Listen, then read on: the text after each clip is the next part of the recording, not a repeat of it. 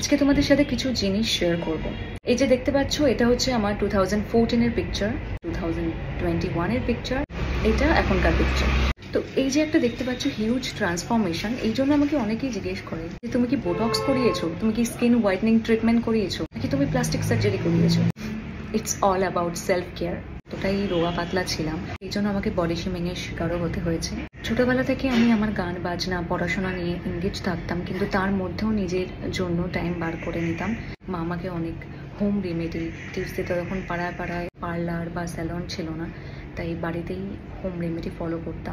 আর শুধুমাত্র skin care hair care নয়, নিজের হেলথেরও কেয়ার করা উচিত। তুমি প্রতিদিন কি খাচ্ছ, প্রতিদিন 1 ঘন্টা করে এক্সারসাইজ করা উচিত। তাই লোকের পিছনে কাঠি না মেরে, পিএনপিসি না করে ওই সময়টা তুমি নিজের জন্য দাও, সেটা কাজে দেবে। নিজের মনটাকে স্থির রাখো, কনফিডেন্ট থাকো, হ্যাপি থাকো। So be happy, be healthy and B beautiful.